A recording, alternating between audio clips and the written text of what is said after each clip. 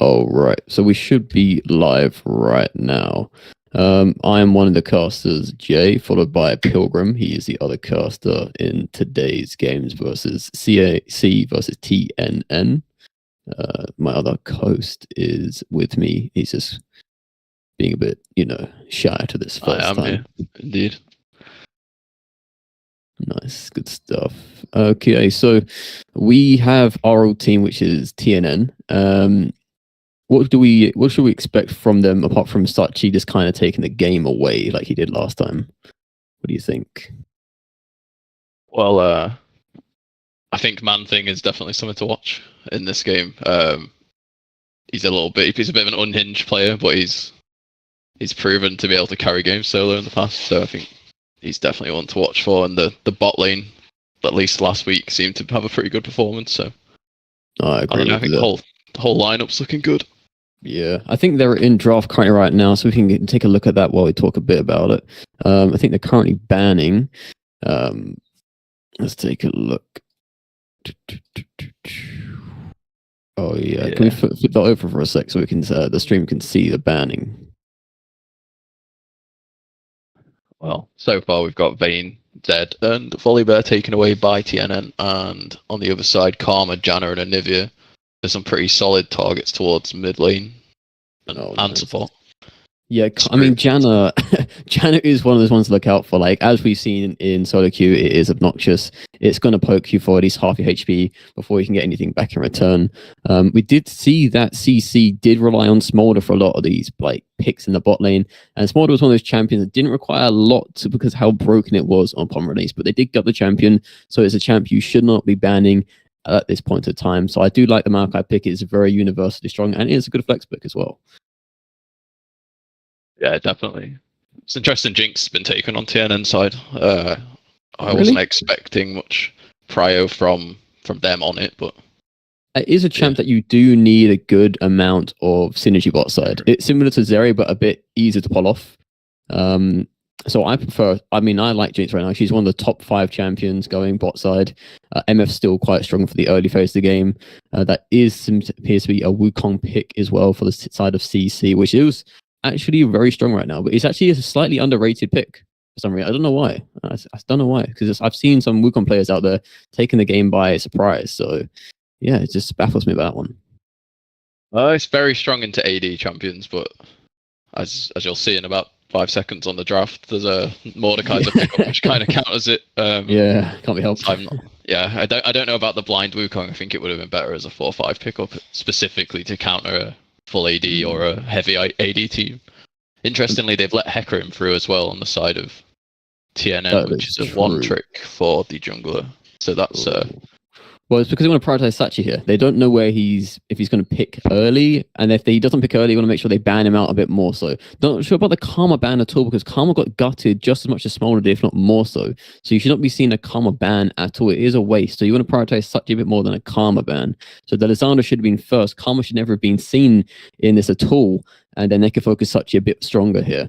They are trying to limit what he can play, but he's going to pull out maybe a Victor. He can pull out, I was going to say, Nivea was already banned, a Vel'Koz as well, Xerath. He can pull out so many different like champions that are mages. He can pick out Orianna, that which actually work out okay to a good degree. I would have avoided Brom in the situation because you have a frontline already. You actually want to maximize the pill, which would have been Melio, because if your Jinx is rooted and, with Excited, you want to be able to just get rid of that CC, that lockdown, which will be right for the Maokai. And if Jinx does get rooted, does get hit, then the MF's going to fight with a nasty R, and your frontline does seem to get traded by a Fiora pick if that does go through as well. Oh, it seems to be Galio instead, which is good for the macro rotation, but not as good for picking off those tanks. Yeah, I'm not so sure about this Galio or the Fiora that's going to come in a second later. They both... It's odd synergy. It's odd synergy. I don't know. Well, I think I'd like to see an early game sort of roam champion picked up by TNN here. I don't know about the Vel'Koz.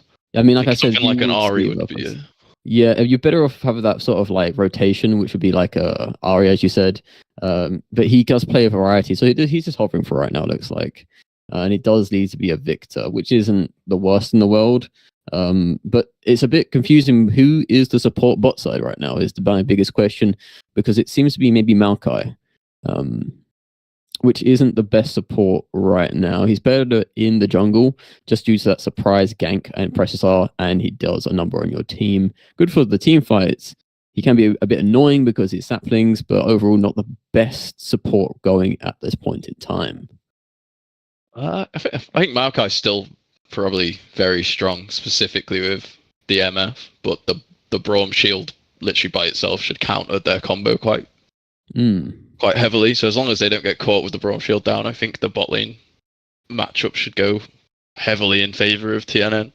But I would like to see an early ADC than Jinx, though, because if you are having a Jinx player, you generally want to play a bit later on than the Misfortune Maokai. So you're going to see Braum get abused quite a lot early, and you're going to see Jinx kind of either maybe misplaying this a bit more, or you're going to see Braum kind of chunks out a bit, is what you should see, unless they play the lane to a good degree. So I think that Braum might be a little bit less healthier than expected. That's the only issue. Unless they play the lane state well, is which they should be passive early, Braum defending, and then set up a nice gank for the Hecarim to come in and just kind of snowball off that.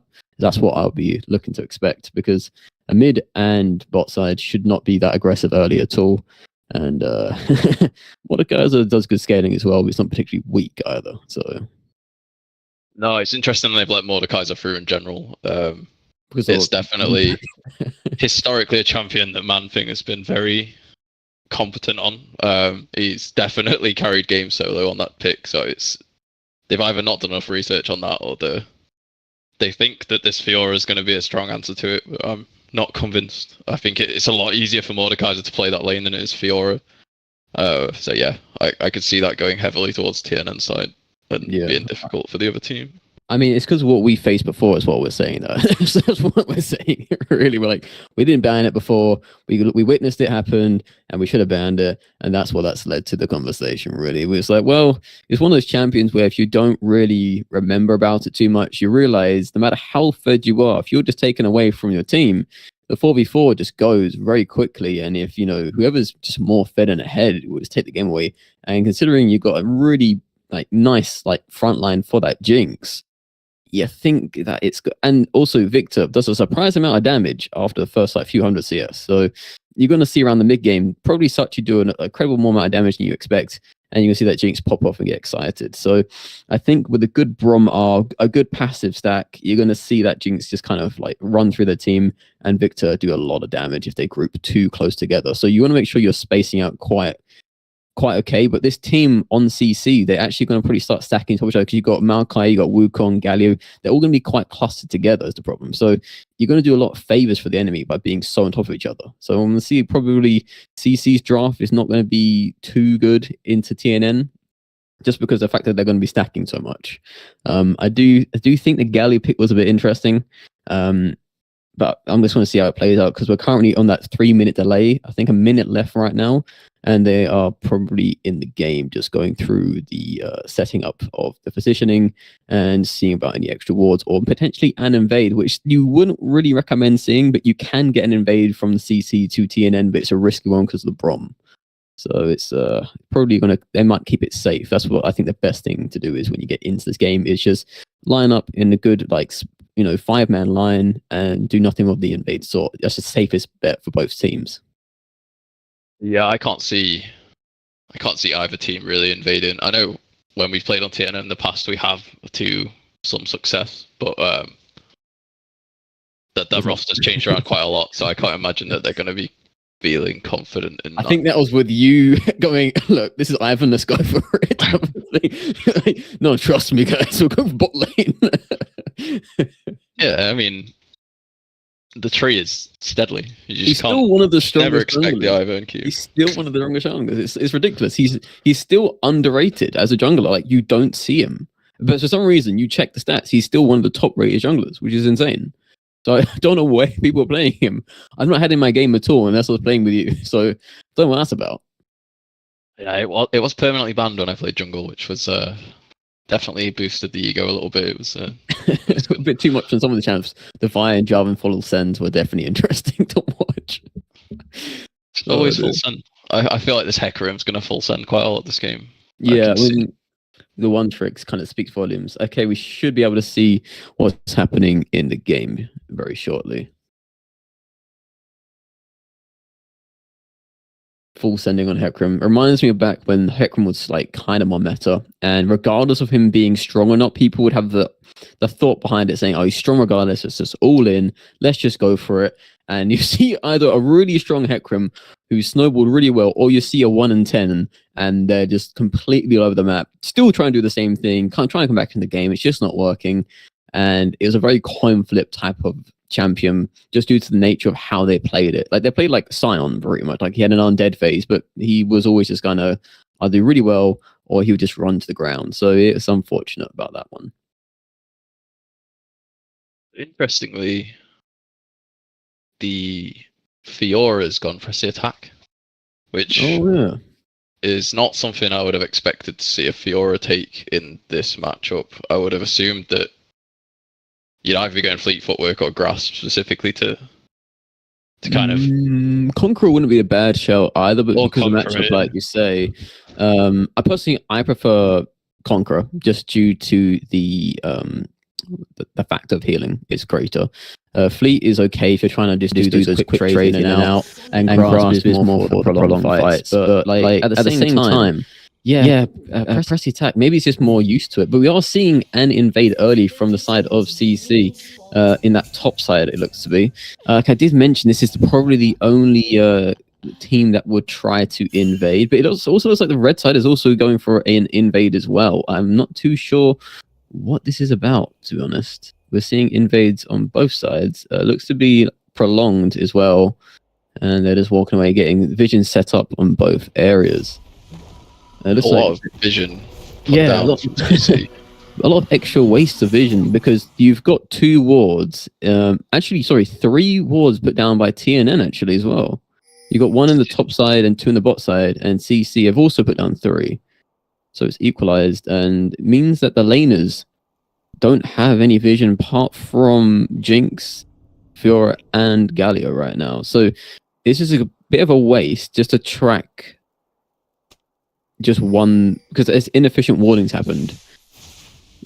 Yeah, so I think it looks like Man-Thing put one down when he was being invaded, which makes sense. The ward on the Raptors from TNNs makes a lot of sense as well. You're checking whether they're starting in your topside jungle.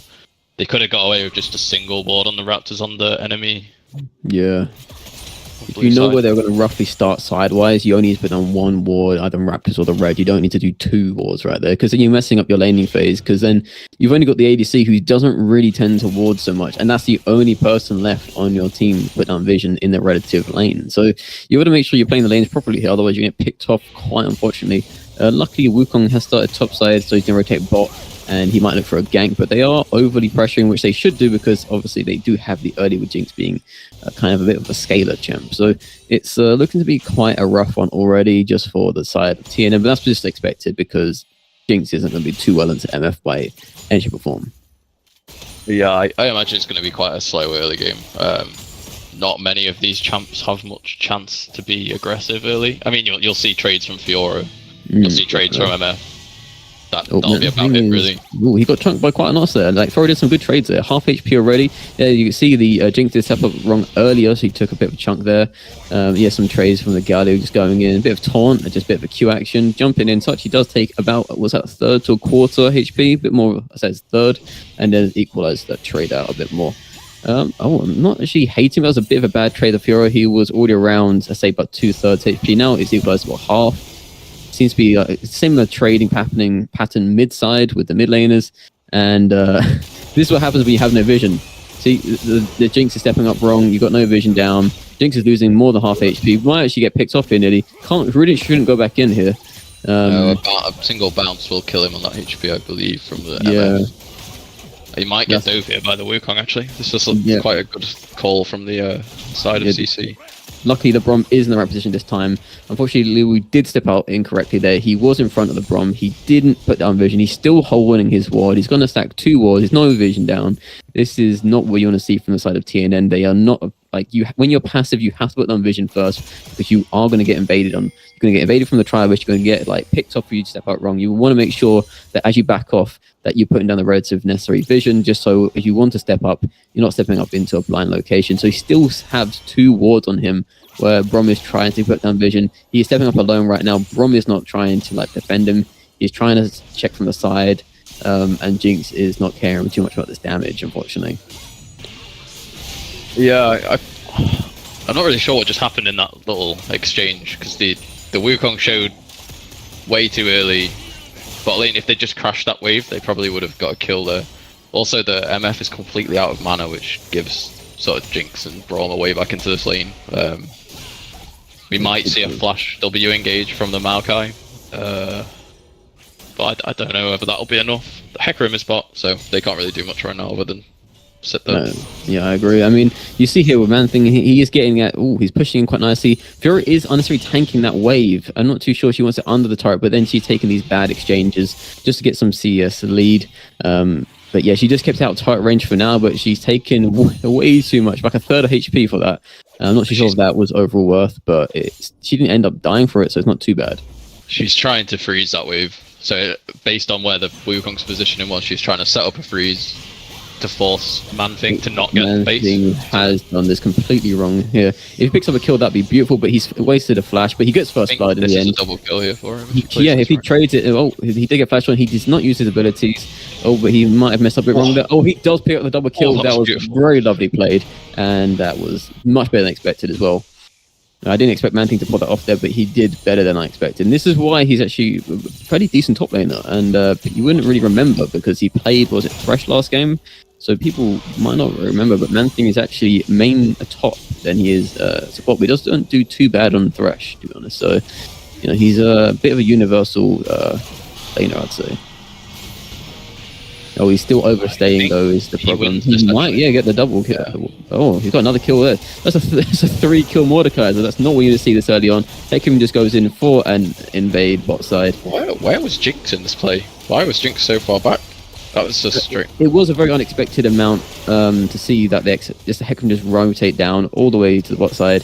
Maybe Li Wu just didn't see it either. There's probably a lack of communication. Oh, he's just jumped in there. Brom does get up. Brom does pay the price for overstepping there. The MF does flash away, does get the kill on the Brom as well, and Jinx is left to kind of clean this mess up. But she shouldn't be going in for a 1v3. They did mess up here. They should have instantly just rotate out. But if the Gado walks away, the Jinx can look to go in. She does nearly have Ghost Up, does have Flash. Swift looking for a reset is what they should have done on their side of TNN. So they did mess up a bit. And the Hecarim did come down. He did gank quite nicely.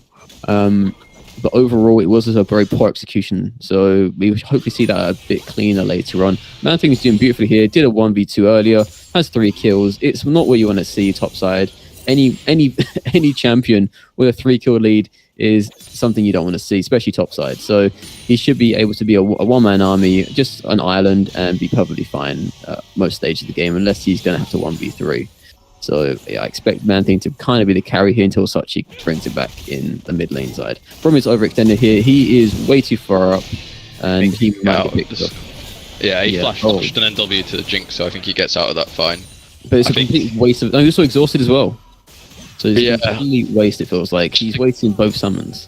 To go back to the previous gank bot lane from the Hecarim, I actually think if the side of TNN, if the Jinx had stepped up during that play and got the 4 stacks, and got the 4 stacks on the Galio to start with, it would have probably saved the Braum, and then with lethal tempo and Ghost stacked up, they could have turned that fight, I think. But you have to remember that this is a bot lane that's not played together before, so I think the Brom is fairly, I'm not too sure, experienced as well. So I think that's what we're seeing right here, and maybe Jinx as well isn't like too good with this Brom. You're seeing just a lot of anti-synergy happening right now.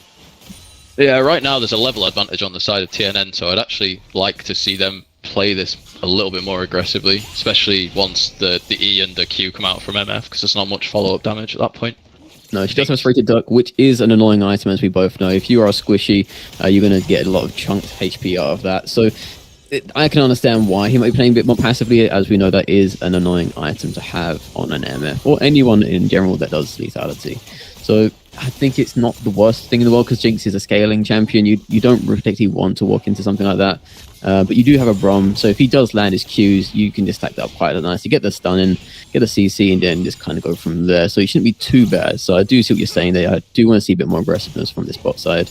And we are seeing attempts made on the first objectives, which will spawned at 5-6 minute mark as well. So it looks like TNN is taking the grubs and CC are doing the correct thing and cross-mapping it for the Drake on the other side. I think at this point, CC should be completely ignoring top lane. I think going near that at all is a huge mistake for them right now. They should probably just be focusing on the bot side. Bot. Yeah. I'd like to see something mid happen.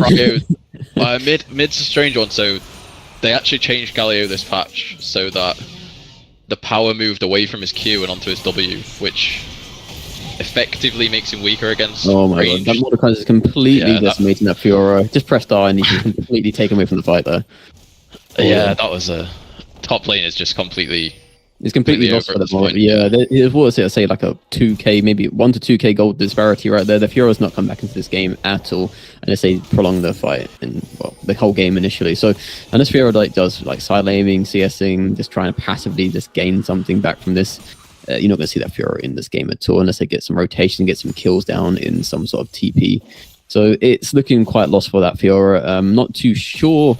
I have seen this Fiora before. Again, I think CC did have a whole new comp as well when they kind of made it this sort of mini series as well. An input layer I'm really aware of would be Sprup and potentially their support as well, but I'm not too aware of their support either. Level 10 to level 7. Oh god, I don't like the optimization again for the Fiora in this matchup currently. So she's gonna, because she's farming on the tower, she's gonna be making it harder for herself to CS with the. But the Mordecai just drags her out under anyway, so he's not even in range and chunks her for like 2/3 of that HP, and it's just over for her already. She can't really sustain this fight at all. She does need a gank. She does, but Wukong, he just doesn't have that sort of suppression. He doesn't really stun. He's a CC, but it's more of a knock up over time type of thing. It's quite a horrible sort of phase. Oh, it's a really lovely engagement from Maka there. Jumps in, gets the R down, gets knocked up in. Oh, that's Lee Wu gone as well, and then he's picking off the Brom as well. It does another pushback. That's beautifully played. And then that is it for the bot side on the seed of TNN. Yeah, that was a very nice gank from. Yeah, better than I thought they were down. And then Maka played up quite nicely as well. Just walked around, just pressed R, just shoved them over, just out of his fight range, didn't take any of that turret damage. And it was nicely executed from CC.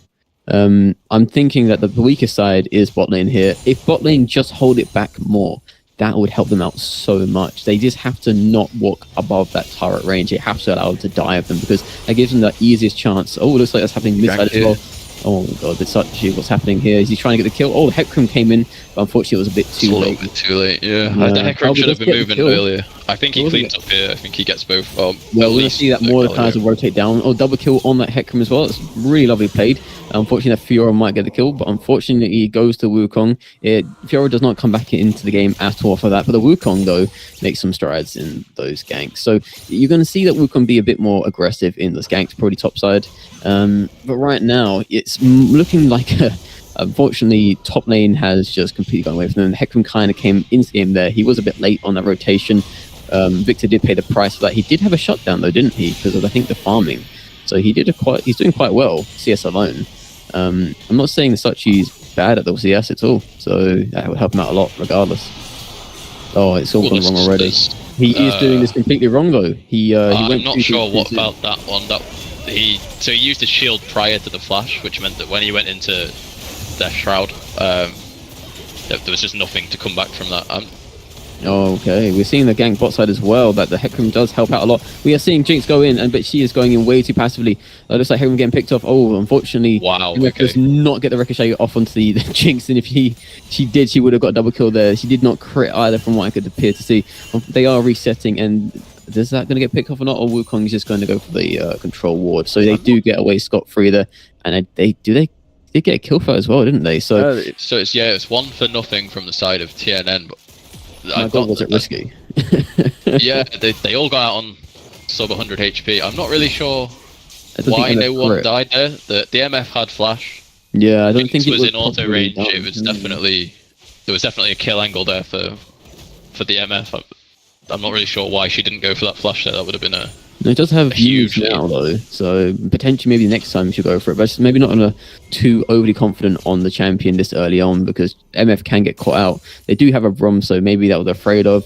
The Jinx could have been a bit more aggressive, could have got the kill as well, could have got the Brom passive off. So I think there's just a lot of misplays going on. Unfortunately, Another Liu knife just angle. walking up. Yeah, he's completely missed the fact that the Wukong followed all the way down, actually, because as you saw, Jinx rotate from base to the lane. Wukong just followed it from the Gromp side. So yeah, Liu seems to be blind to this these ganks and invades, and he's just paying the price for that. There's also improper vision set up as well on both sides, so they're paying for the fact that they are blind in all angles right now. Yeah, I think for TNN at this point of the game, I'd be looking to switch the Jinx straight to the mid lane. Get a little bit more protection from these ganks and these dives, because currently they're bleeding out on the bot lane. You can sit Victor down there, he can just sit there and not die. He's got his W to get disengages and stuff like that. Sachi's a pretty good player to play defensively, and he's pretty good at playing behind as well. And you want to get that Victor at Fed and ahead, and he's doing really well on the CS alone. Like, he's currently at 8 to 9 CS per minute already, so he's not doing too bad. Unfortunately, this Brom is just walking alone. You can't really do that if you want to go down wards. You already know they're on the Drake. You know you're cross-mapping already. There's no point trying to do anything extra here. You're going to get picked off. You don't want to see that at all. And you did see earlier, remember the fact that the Man Thing was 3 levels ahead. Now it's only 1 level ahead.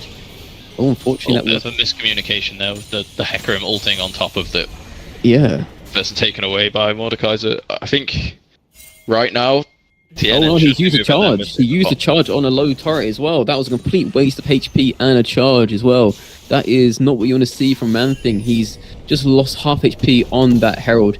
He's using the second charge already. He hits the wall, unfortunately, completely misses that turret. I'm not sure how that happens at all, unfortunately. And they see Sprip going for a flash here. The Hecarim is diving on the Sprip on the turret. Takes way too many touches and does pay the price for going the wrong direction as well on the dive on the turret. Should have just gone completely the wrong direction. Went for the bot side. Should have rotated top and would have safely lived. Unfortunately, Man Thing is now 1v3. He's overextended. He missed a turret earlier and he pays the price for this poor execution. And Lots of mistakes coming out in very short time there from TNN. That was not good to see.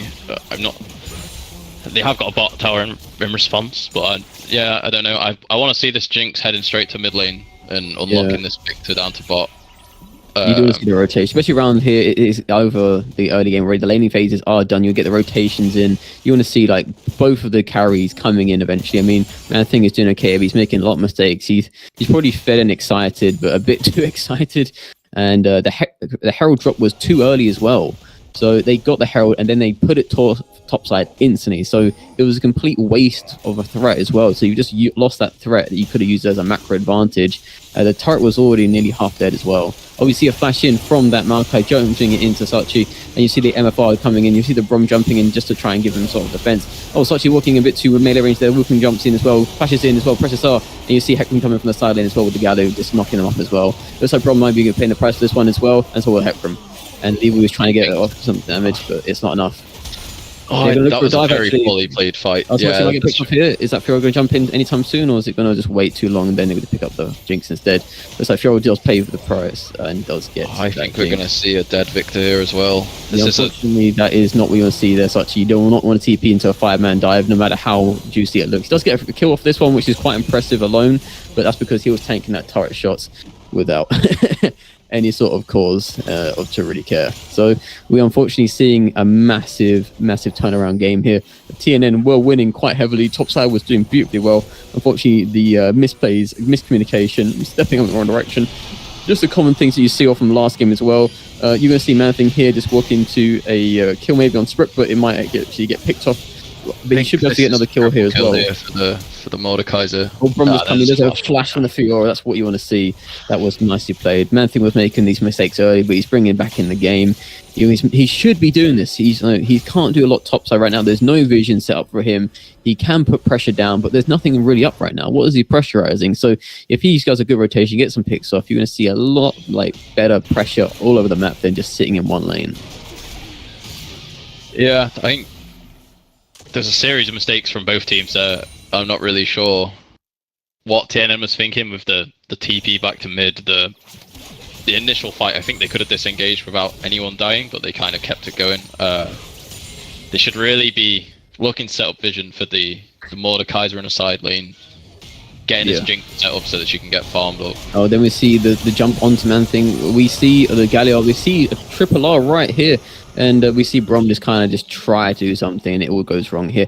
The issue is they're just stepping up wrong, and they're not playing with a team. They're not getting the proper vision down. And if the vision's there, they're not playing off of it. Like you can see in the mini map, you see the red side has vision set up around that Drake. Why are we forcing stuff? And then we see here, Hecarim jumping into a 1v3. We see Jinx picking a backline. Hecarim is paying the price for this for no reason. And you see Victor just coming in, and he's blast coming in a bit late there. If he kept walking straight, he would have picked someone off. We're seeing a lot of mistakes. Just Maokai using his eye, just trying to disengage that fight. We're seeing a Drake is coming up soon. And we're seeing the top side objective as well, which is Baron, which no one should be fighting for. I hope to, God. And we see a Fiora, and then he just goes in for a sneaky steal with the smite. But we have jungle up soon. We have the Drake. Like, I'm not too sure why we are fighting so much and what we're trying to achieve here. Because the only objective we should be trying to fight for is Drake. And we're making all these mistakes, misplays, and we're fighting for nothing, really, until that Drake is coming up. We should be passively trying to push those lanes in. We should have someone top. We should have the person with TP up there. And yet everyone is already on the Drake area. And it looks like right now the advantage is on the CC side for the lane priorities. TNN should not be fighting this. They do not have the vision set up right now. They are trying to re-secure something. Man Thing is going in on this fight here. He is going in on their backline. But unfortunately, it looks like he's jumping really nicely. He's actually getting picked off here as well with a 1v2 on the field. Oh, the MF jumps in beautifully, flashes in there. Hecarim is just getting abused by this Wukong. And you're seeing in the Brom and the Jinx just trying to defend each other. And Man Thing is in a 1v2, 1v3, maybe a 1v4 situation. And the Fiora just gets away cleanly. Man Thing will survive for a little bit. He is quite strong right now, and he's just delaying this Drake being taken. He is walking away, but I think Brook will get this kill or Galio. There we go. I wonder if there was a misclick in that fight there from Man Thing. He was in range to ult that Jinx at the start of that fight. Not the Jinx, sorry, the MF. And he ulted the Fiora. I think so, yeah. I'm not sure whether he thought he could just kill that Fiora very quickly within the window of his ult, but I think there's much more priority targets to be had on the side of CC. I'd like him to be targeting the Wukong at this point. The Wukong's very fed. The Wukong can annihilate his backline. Or the MF. A lot of destruction with his ult. The MF as well, yeah. I mean, MF is easy to kill. Yeah. She's easy to kill. I think he should beat the Wukong. He's itemized for kind of armor stacking, and his whole kit is based around armor. So I'd like him to ult that Wukong. He does have Black Cleaver though. He does have Sunder Sky, so it would be I'd say, bit prolonged trade. I think they might still live out the R potentially, but he should win the overall. Like you're saying, I do agree with that.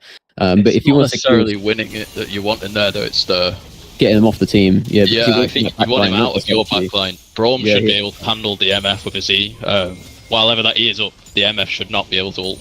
No, it's true. He went for Sachi, picked off Sachi, he became irrelevant for that fight, and they completely negated the mid laner right there. So the issue right now, you're seeing, like we said earlier, a lot of miscommunication, just not a lot of focus on what we should be doing, a lot of running into backline, and then we're exposing our own backline.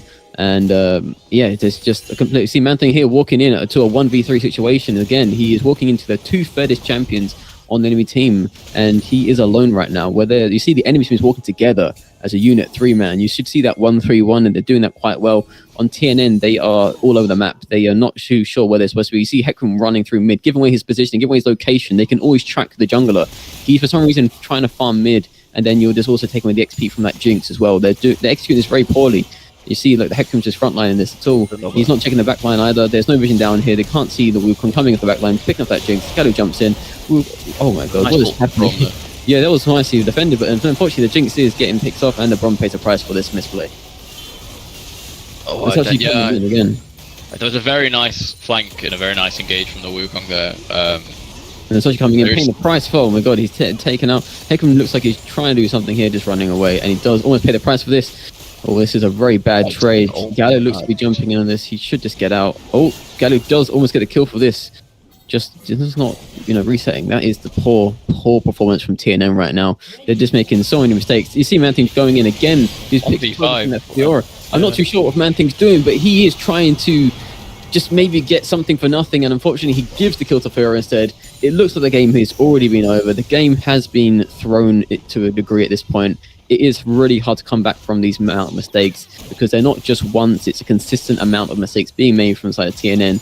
It looks like a complete massive macro overhaul is needed. They need to rethink what they're doing, because they can come back. There's mistakes that CC are making, but they're just a bit too aligned, I think, as to what CC are just currently dominating, and they're just trying to go for things, rushing instead of just taking it slow, because they want to take things slow. Jinx is a character that gets faster in tempo as you get assists and kills. You don't start off fast, you progressively get faster, and they're not putting the vision down. You can see there's a very low vision score for 25 minutes. You're only seeing 53 on that Brom. You're only seeing Hecarim with 21. We're not seeing much controller support from the jungler or the support at this point. For some reason, he has the refillable potions as well, which is an odd thing to have on Brom.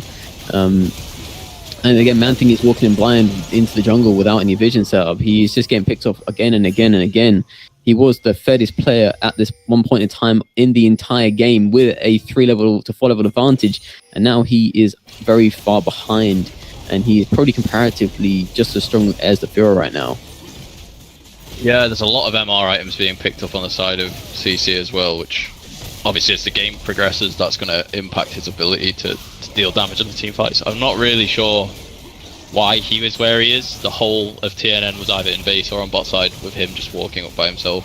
They are currently trying to make a cross-map play on the Fiora, which I mean, if they get it, it's just a little bit of gold, but it's this is taking too long for what it should be doing. I mean, that Fiora is looking to escape here. Heck, they should take her down. She should die here, yes. And they are always wasting the... Oh my god, okay. That was very lovely played from the Fiora there, considering how low she was. Almost got the 1-for-1. The problem I'm seeing here is there's a lot of just mismanagement of where they're supposed to be on TNN. I mean, they do have two substitutes, don't they? You have the substitute for Hecarim, the substitute on the Brom. So we're seeing a lot of where the issues may be aligning. But the Hecarim's not doing super bad. It's just not doing the greatest in terms of team play. You're just seeing a lot of just solo queue mentality, unfortunately, right here. Again, there's no real setup. We're just going in blind. We're jumping in. We're going to pick on the back line, going in for that Jinx, going in for the Galio, and then they're picking off the mid laner right here, right now. The 1v1, they're not protecting that Victor at all. Almost getting picked off as well. And then Man-Thing is going in for a 1v3 situation. Does press R. Sprook does get away. Going to get away from the R, and then you can get picked off, unfortunately, after that. MF is going to get picked off here. Yeah. He does get picked off the MF, which is beautifully done by the Sachi, and then the Mordecai as a combination. But it looks like, because he's still in the R, that Sachi doesn't get any assist from that, but he does try and go for it. Unfortunately, Man-Thing does go 1-for-1 in the end. He does get double kill overall. Sachi is playing this quite nicely, though. Very nice is this a kill for Sachi? Oh, it is a 1-for-1. That is beautifully played by Sachi. That was very nicely played. He did very well to turn that around after that initial fight. Yeah. I'm not sure. There was a ward in the tri-bush at the start of that fight on the side of CC, so they knew where TNN was at the start. TNN had no idea what was going on from the side of CC. Yeah. They saw that Maokai pop up and thought, oh, this is a free kill, but had no information about where the rest of the team was. That is a problem. The team on both sides. There is a current lead of, what was that, 4,000 gold on the side of CC. The current standing is 47.7k to the side of TNN, and then 51.3 to 4k on the side of CC, with 3 Drakes, and they did get Baron buff as well. The overall, the objectives are higher taken on the side of CC as well. So we are seeing that CC is at the better advantage, and they're just kind of executing the team a bit more fluid. And you're seeing that just more so in the mid side of the game. But as it comes more to the late side of the game, that you're seeing that TNN are picking things up a bit better. It just maybe takes a bit longer for them to kind of come together as a team. And the fact that the champions are overall a bit more of a scaling factor. Unfortunately, Brom has just wasted his R. He did disengage him initially, but unfortunately, we're not looking at this backline at all. Wilkins going for that Jinx, gunning through to Sachi again. This is another misplay, and then they're in the jumpers there though from the Jinx. Split that fight up. Man-Thing was farming the bot wave during that entire... Oh, Man-Thing does save Lee there on the Jinx. Jinx should look for a reset here. She is 10 HP all around there, and unfortunately, she looks to be in the wrong place at the wrong time, overstaying here. Look for a reset. Should walk away from Man-Thing, because any stray bullet will kill them entirely. Oh, it looks like a free pick-off as well, though. It was a very lovely play from the Lee Wu. Man-Thing does really nice tanking that front line. Everyone comes in. It's just very well played TNN in this fight. They did lose the Dragon Soul. Man-Thing should not be here in this situation. Does go for the 1v2. could play this off. Unfortunately, does get CC locked down and just plays it poorly again. Just keeps walking into blind areas. I'm not too sure what Man Thing's doing at this point in the game. Just trying for those risky plays, and it's not playing off too well. TNN were first to that Drake, so yeah, they should have been fully set up on that Drake prior to that fight. I'm not sure. Man Thing was on the bot wave. If all 5 members of TNN were on that Drake a little bit quicker, I think they win that fight actually, because I agree. The Wukong flashing forward, I think the Jinx gets out healthy if that Wukong's there to ult at the start of that fight. Yeah, I mean, I'm not too sure what I'm seeing from Man Thing here too often. Like, he's going for the right person now. He is prioritizing the MF a bit more so, the Wukong a bit more so. They're doing okay to a slight degree better than they were earlier, but they have given away Soul. They gave away Baron. They're giving away so much because of the miscommunication, the misplay.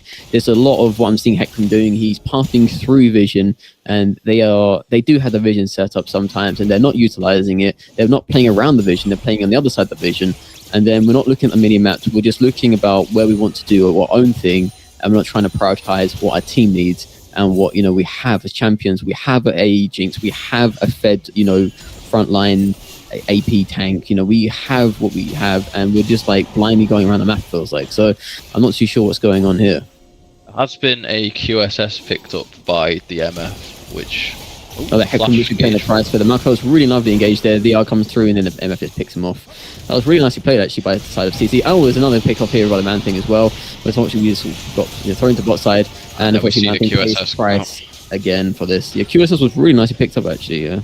I was not expecting to see that because not many people build this item at all. It's very underrated for ADCs. ADCs, they think that they don't need it, and they generally don't, but if you're going to get hit by that CC, it's a beautiful thing to have, especially to counter Mordekaiser. Suchi's playing this quite well at the moment. He is going to walk blind into a Galio, jumping in, just face checks him at this point, and then jumps right into him and kills him. You do see him get a look down, but unfortunately heading on to back him up, and Galio is stronger overall right now, and a bit tankier, because he does have Rod of Ages. Yeah, TNN needed to slow this game down, wait for the Jinx to get 3 items to punish the amount of MR being built on the other side. Yeah, they haven't done that. So no, you've got 2 heavily AP two heavily AP champions. Your Fedist laners are AP related, and they're just is there any anti-heal apart from Bramble on the side of TNN?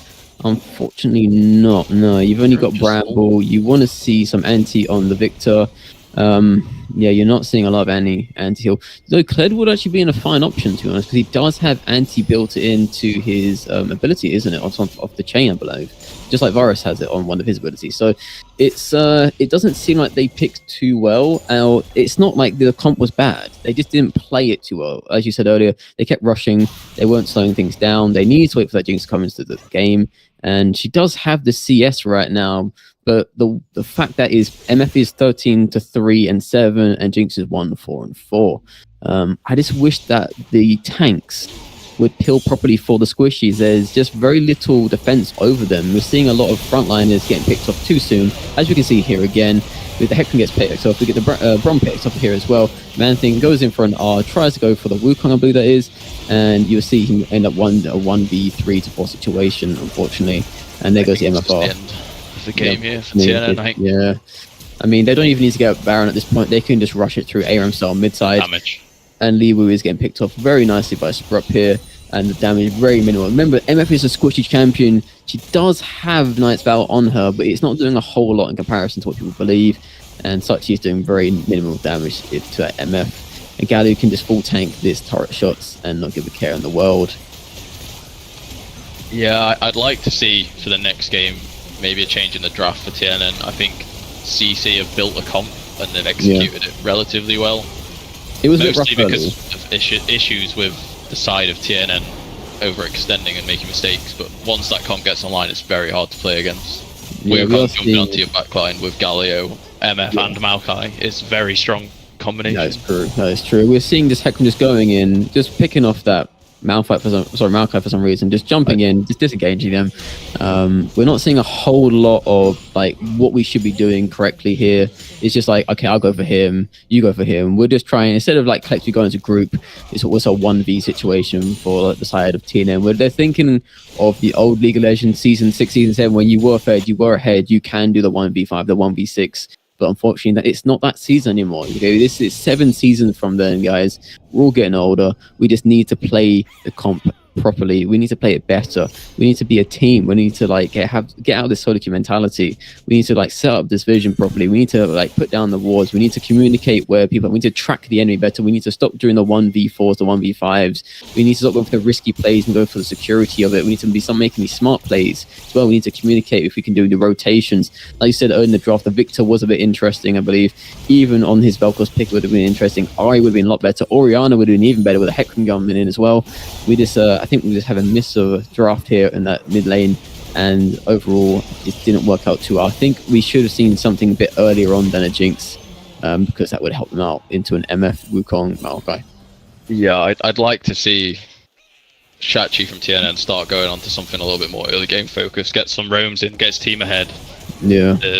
Bit more the mobile. issue TNN has always had is the late game fights. They just do not go the right way. Someone's always getting caught, someone's dying, so get the whole team ahead early, they can take over the game and play their own style, which, well, I say own style, this is again. Yeah, they just completely misplay this, go in way too blind, no vision at all.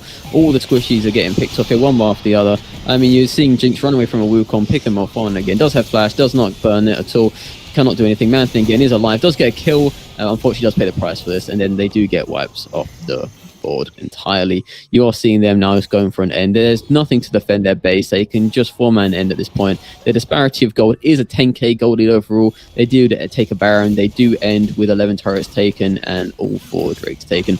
Unfortunately, they just prioritize those Void Rumps a bit too much there. Did not try and help out that bot lane. Man-Thing was doing really well. I just think they just didn't protect their bot lane as much as they should have done, and it was just poorly executed overall. Yeah, I completely agree. We need to see some changes for next game on the side of TNN. It's just, yeah, you can see here in the damage graph. Yeah, CC did really well. I mean, there was a lot of issues. I mean, there was a lot of issues on both sides. That's not to say TNN was the only one to play poorly. CC did walk up a lot, but I think they fixed those issues more so, didn't they? That you saw, like Fiora wasn't doing as much of a 1v1 with the guy who's fed. And when Man-Thing misplayed, she got that 1,000 gold bounty overall. She did start picking the game back up. Just came back from that state where things weren't going too well, and then just came back into the game. And instead of there being a 3 to 4 level gap, there was only a level gap. And then overall, we saw Man-Thing just making mistake after mistake, and then she capitalized and abused what was happening, and then came back into the game very nicely. As you can see here on the stats, that Fiora didn't do the most damage in the world. Mordekaiser does do a lot, but you see the gold difference isn't that bad. You see Fiora with 15,965 and Man-Thing on Mordekaiser with 15,816. So it's not looking like there was much difference overall in the end, because this took such a long time for the game to actually like end out, that Fiora got back into a good spot. So yeah, I think it was just heavily misplayed, and hopefully they can make the corrections in game 2. Fingers crossed. There definitely needs to be some chats from that team for game 2 on how they're going to approach this. Maybe a different comp, something that's just a bit more synergy. Well, we'll see. We'll see what they pull out for the game 2. Are we going to have a short break between game 2? I'm not sure. No, neither am I right now. I think we can take a short break though. Nice. Appreciate it. Yeah, that was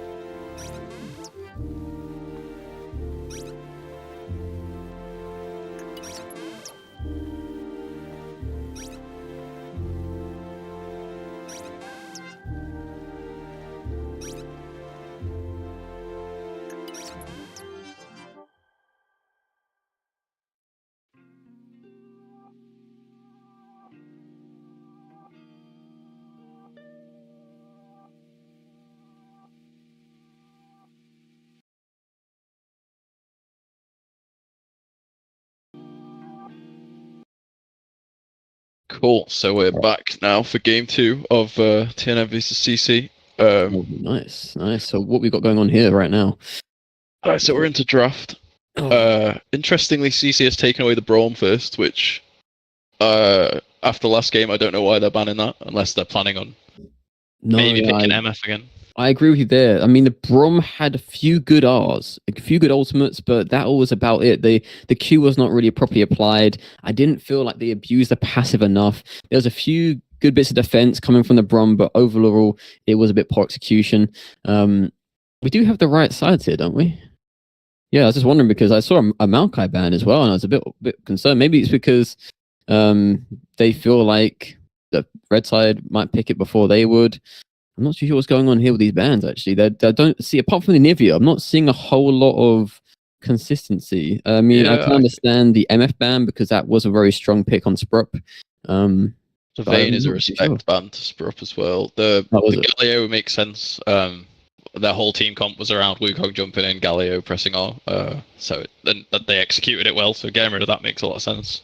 Oh, I see. There's a protest of Wukong here, so maybe they didn't give away the Maokai because I think that the TNN do have players that can play Maokai, so that's pretty what that ban was about because they want to prioritize that Wukong. It is a strong pick. It does work really well, and you do see Nephelos here, which is actually a good champion to have in your arsenal. It does really well into bruisers and does it well into tanks, but again, it's one of those champions that doesn't do the best early, and you do have to have the good gun rotation, and you do see a lovely Jax pick, another strong champion right now. It probably might be a jungle pick as well because he is more so abused in the jungle right now. The issue with Jax, well, I don't really enjoy him a little bit for one reason. He takes a second to come online and his clear is slow.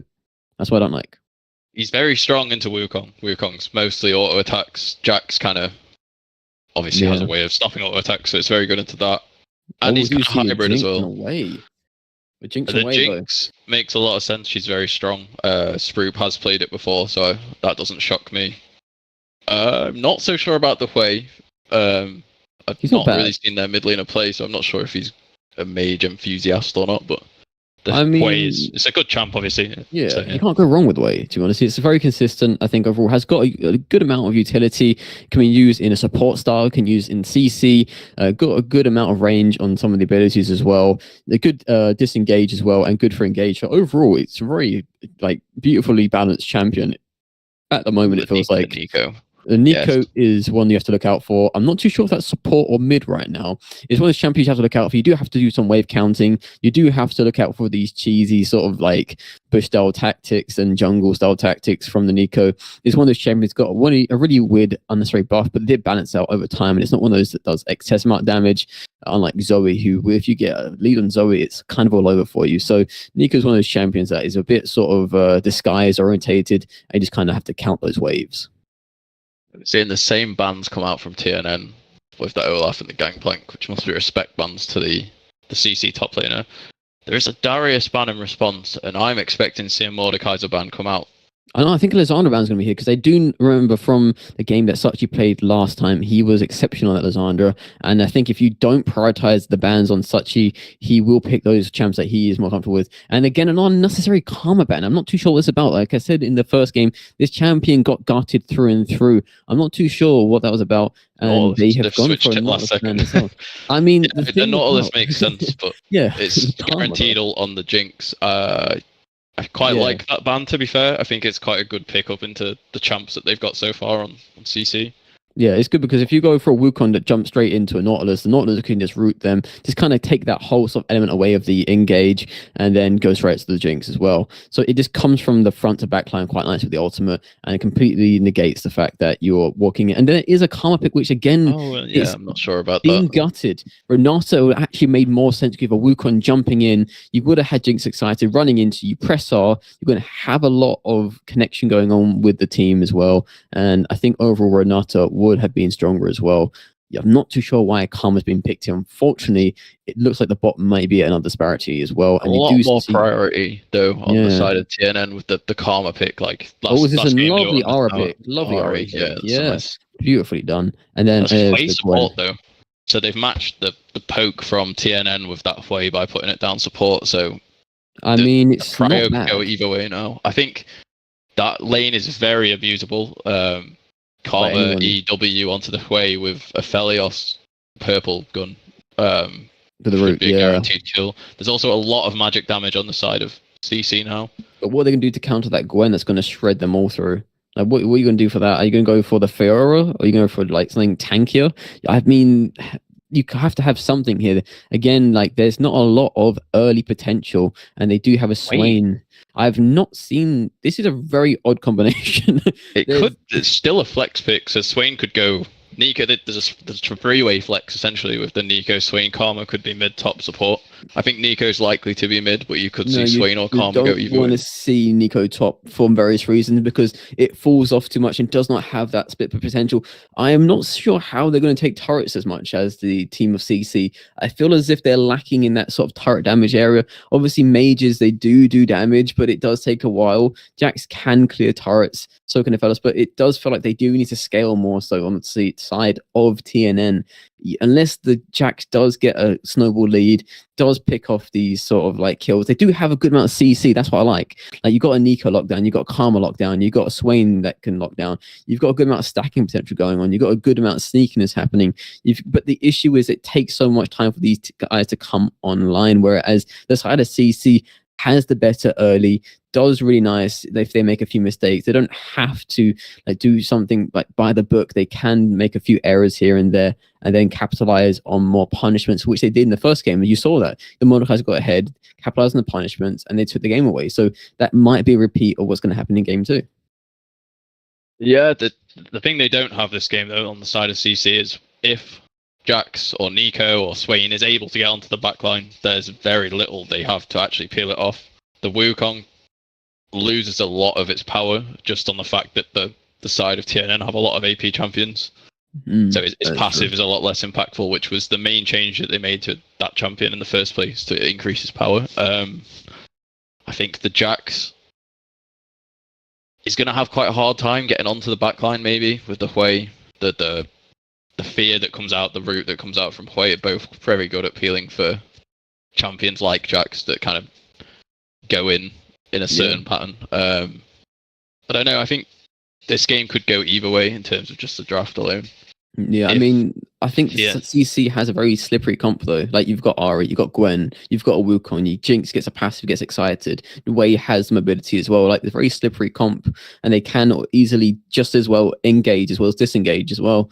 So I do feel as if like CC, if they play this properly, don't get hit by that CC from the side of like TNN. They can easily avoid a lot of what they're throwing up because if Nico misses, goes in with the wastes and wastes the CC, they can easily pick off Nico just by being too squishy early on. So I feel as if there's any sort of misplay on the side of TNN, there's easier time to pick them off. So because they can't, because when Nico goes in, there's no sort of disengage at all. Yeah, I want to see a lot more early game coming out from TNN in this though. I want them to be building a lead early, not giving up on the bot lane like they did last game. Like this Nico pick needs to be aggressive, it needs to be making plays, it needs to be doing work. I agree with you. The Jax can kind of just sit and farm and then come online and be fine. I imagine the Wukong's going to put a lot of priority onto bot, just as it worked out for him last game. Both champions are quite squishy, quite an easy gank angle there, I think. But yeah, we'll see. No, I agree there. It's looking to be an interesting one indeed. I do feel as if like we could have had some early potential bot side, but unfortunately we are missing that again. So I don't know what's happened. Like I believe you gave them a bit of a speech, a bit of a motivation, like I did myself. The motivation I gave was probably not as motivational as one could probably want to hear, but it was the cold truth, and it's something we needed to hear because again we are part of TNN, but it was more just a speech of just saying, look. Don't sprint it, don't int it, get the job done, and don't lose the lead. That's what anyone can tell them, really. So it was nothing game-breaking, unfortunately. We didn't give them any insider information, unfortunately, like that, which, sadly wouldn't have helped because I think it's going to be one ear out the other ear.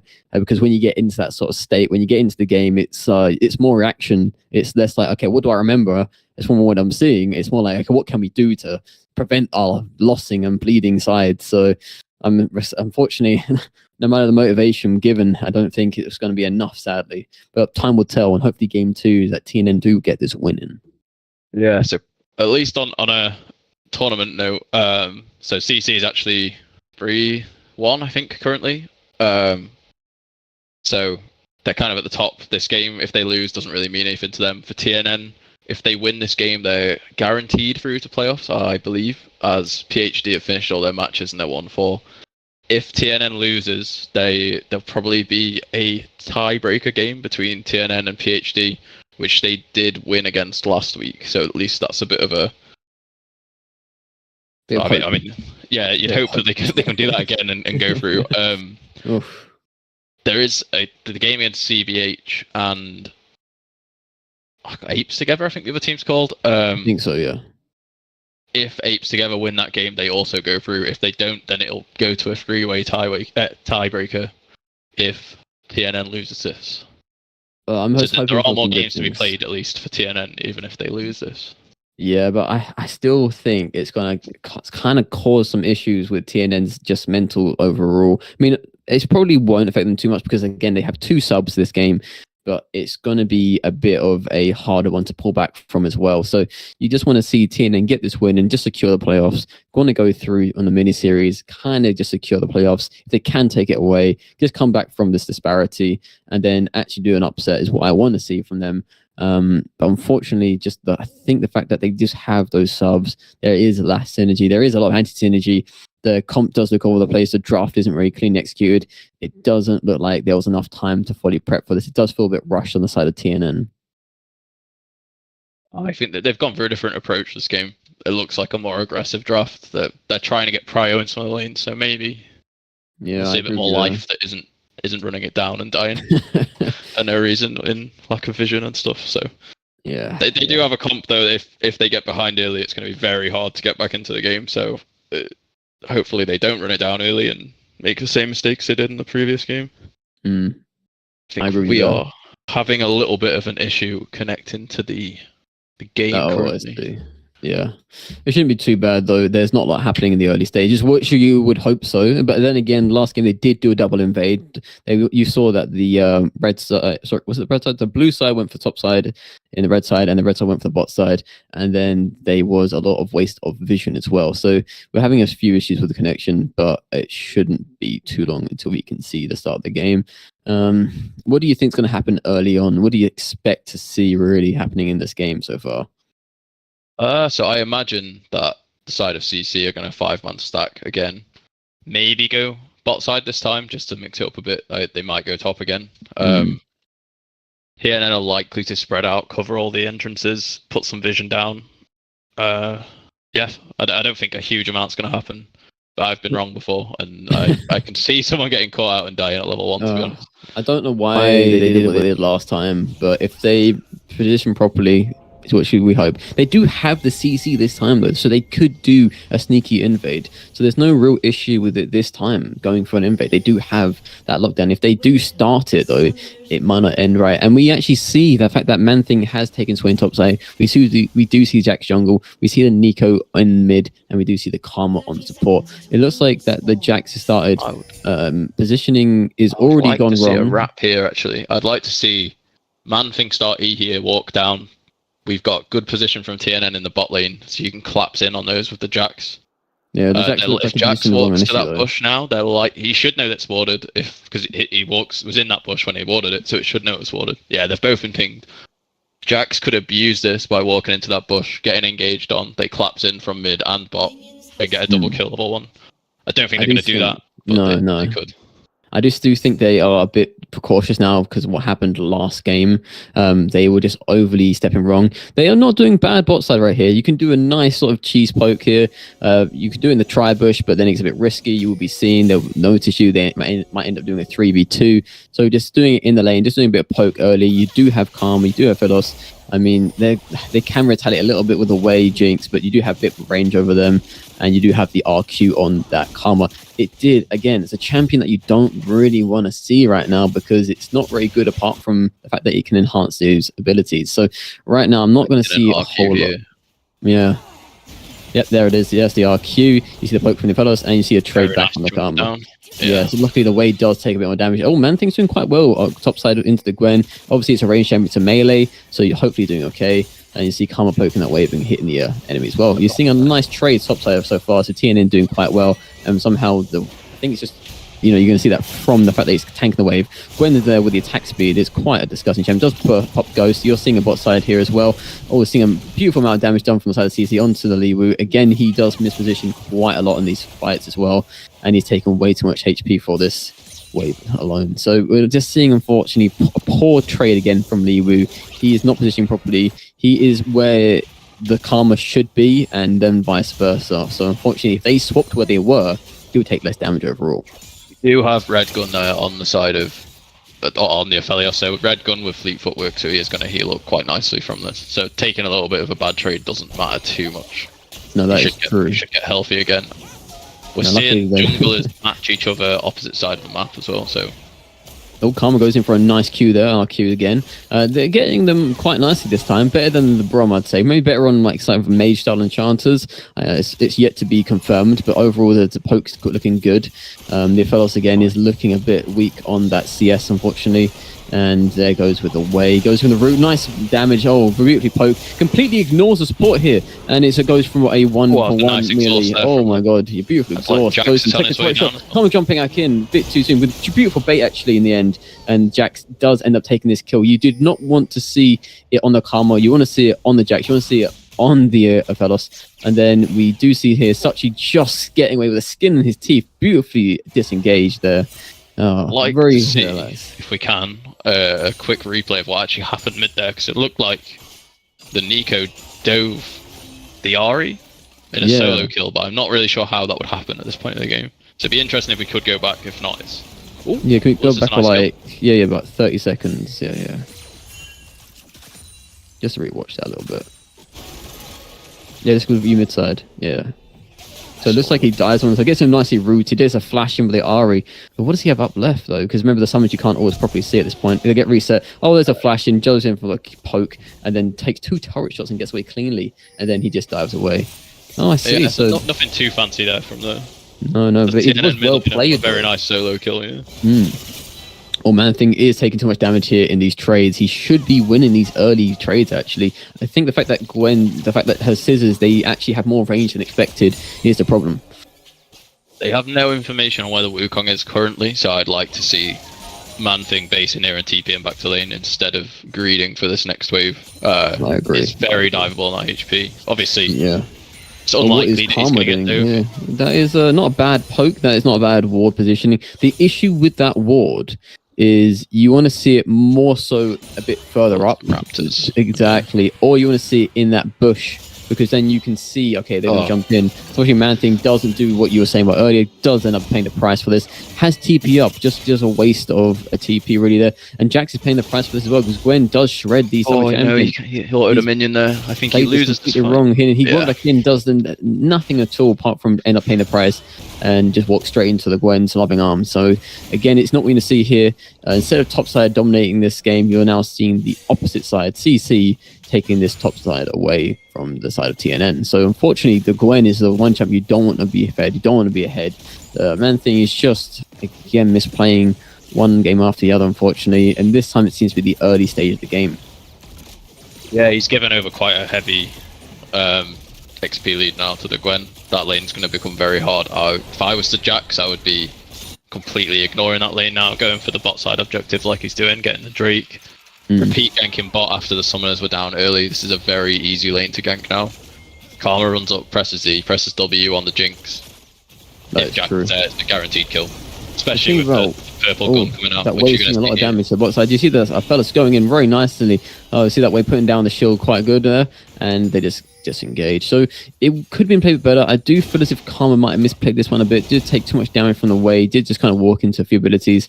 You've seen Nico trying to get some sort of rotation down. And again, Man Thing seems to be overly exerting pressure here where he shouldn't be. He should be passively playing this lane now. He shouldn't be walking into when she is now 3-0. If he just plays it as if the Fiora did last game, wait for her to make a take, dive on the turret, what you want here. You don't want to keep doing these overly pressurized plays. You don't want to be anywhere but your turret area there right now. You're a stacking, scaling champion. You're not an early champion. The fact that he did well early was great. And the fact that he's range is one of the factors, but he's now walking to Gwen again and again, and she is going anti-tank. She's building the Andrews. She's going to start shredding them one by one. I see Jax caught out, yeah. Again, This another is very overplay. dangerous. So if Shachi It gets was the a nice range. play though, beautifully done by Sachi. Does Jax end up paying the price for this? The Ignite does end up taking the price, and Go for Jax a does get 1-for-1. picked off. It is a 1-for-1, as you say. Unfortunately, there is a lot of walking without vision, without other people, without setup. That was a beautiful stunt route by the Sachi. Oh, doesn't. Oh, it just gets away very, So very close. close. What's that? 10 HP or so.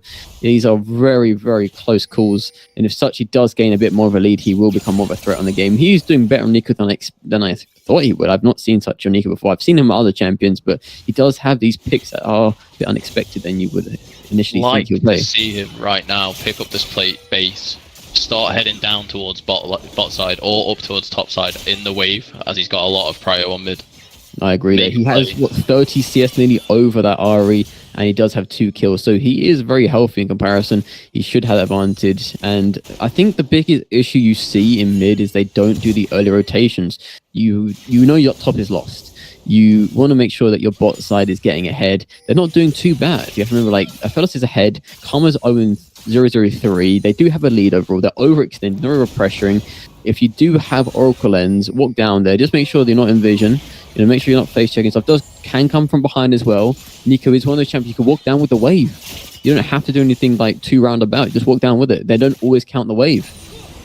So yeah, you could get away with a lot here. Karma does go for the route as well. Does get a bit of a trade in. If Ellis does walk a bit too close to the 1v2, does end up paying the price here by walking into minions. Does pay the price again, just chunking. Is on his way in here as is well. level 6 here though, so there is a lot of misplay there. And the Jinx's R does go wide, and Wukong maybe it's picked something up, but Li Wu is overly just extended.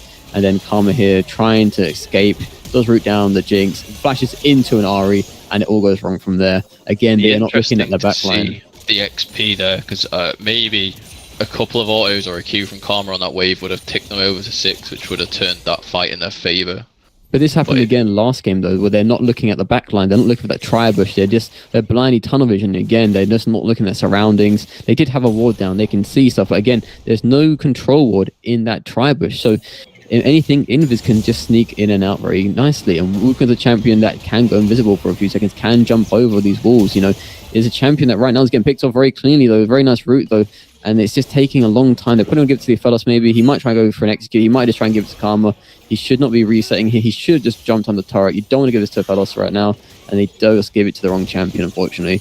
Jax or the Karma. A lot of CS there. That was they picked a bad wave to fight on in the first place, but by going for that kill, he just lost a couple of waves to tower, which puts him even further behind in XP. The Jinx is probably close to level 7 now, whereas he's just hit 6. Yeah, but in the end, he did get a fair amount of gold, so overall, not the end of the world. He can get the XP back, but they are misplaying a lot, so that he might end up dying again. So that this XP does get even more advantage to the enemy side on CC. So TNN, they keep playing these like small mini plays poorly, and you're seeing a lot of, unfortunately, like again, this Ari again lives with 10 HP, 100 HP, just they're getting away with it. And TNN do have a gold lead, surprisingly so, but it's just not where you kind of want it to be. And you see the CC coming with that Gwen just shredding down. The Jax walking away. Unfortunately, Man-Thing might pay the price for the Jinx. Ultimate does go wide. Needs to go in here. Oh, yeah, nice. Very nice jump in here. The 2v2, and they're pulling it off very nicely. And Man-Thing does end up not having to pay the price for this. Very well played there from the side of TNN. Looks like Karma does use an RW here, does get that life steal back. And there is a flash in. The Aphelios plays really beautifully there. Nice, and then lands the R. And it looks like Nico almost stole that kill, but luckily the Jinx walked forward and it went straight to the Aphelios. That was a very nice time in there for Shachi. After that good fight he got mid, pushing that wave and getting a roam off. Getting a bit of a pick off here by the wave. It does. She shouldn't really be overstaying here. Should be in just enough range to give peel for the Aphelios here. Oh, Sachi doing a nice amount of damage. Does a beautiful route. Goes in for the Aphelios, and Karma does again. Like I said, overstays. She should not be in range. It's away. You don't want to be too close. You want to make sure you're just enough distance to just peel that Aphelios. You shouldn't actually even be in lane because he does have a good wave clear at this point in time. He's 3-1. He's a healthy champion. He's 4 HP, 4 mana. Just look for a reset and just make sure that you're telling him to be careful. Yeah, there's a massive difference in performance coming out here from TNN in the early game.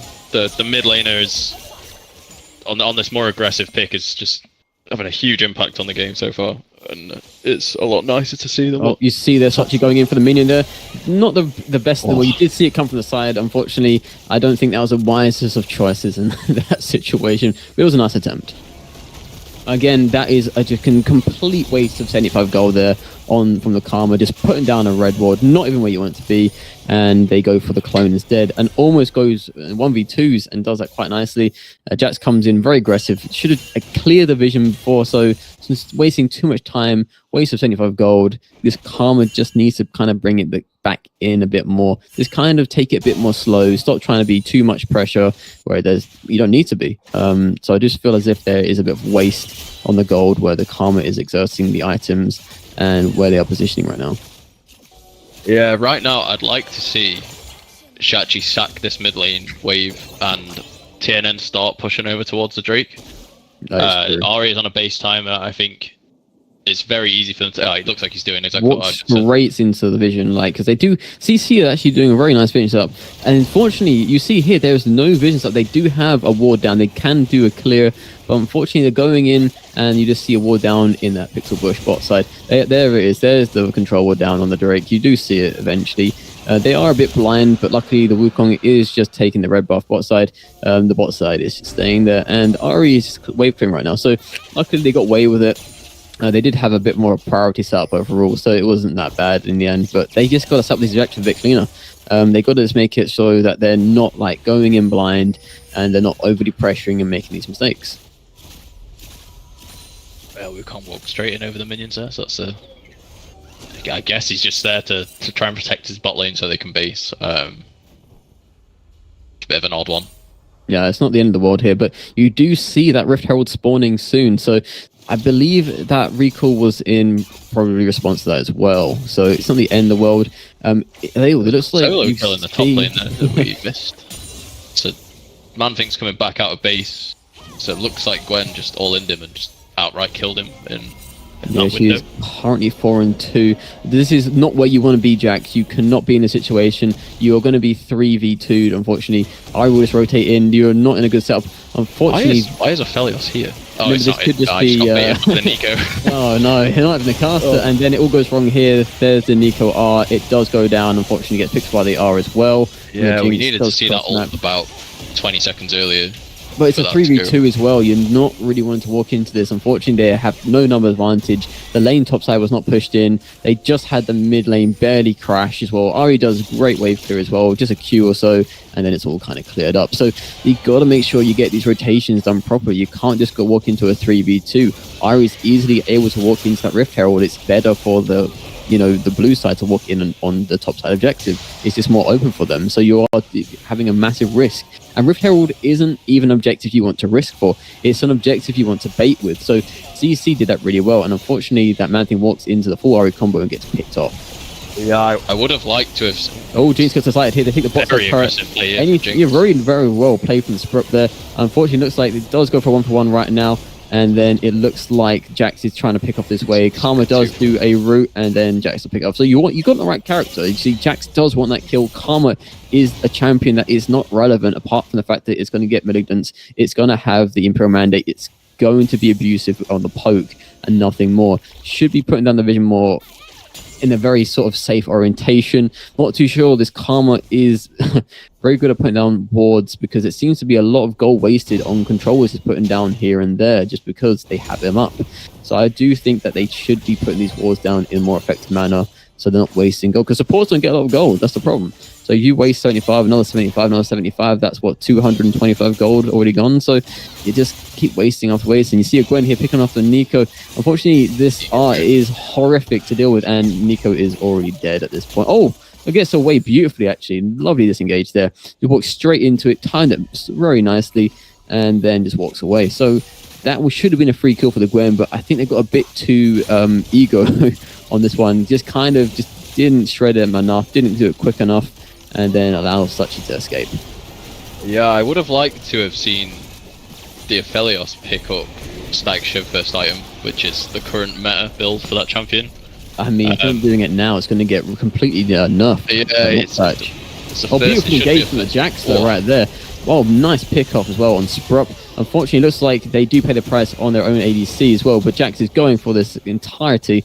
He keeps going in, but you have to remember, sure, the Gwen doesn't have R anymore for a while. Nice E from Another beautiful jump invade.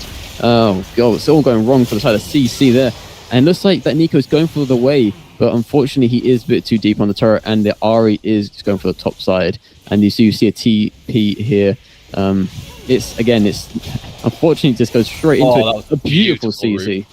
Oh, I would have liked to have seen a Rylai's come out from this Swain a little bit earlier in this game, rather than the Malignant's first item. Yeah, it's very disengaged from the Gwen. Yeah, you don't want to rush it because the R is good, but it takes a while because you want to stack up first, you want to be healthier, you want to have the damage, you want to have Leandris, you want to have Rylai's, and then Malignant to be third item. On personally, that's what I prefer. So Rylai's into Leandris, into Malignant. So I prefer that sort of rotation, obviously with Boots as well. So maybe 4th item if you count Boots as an item.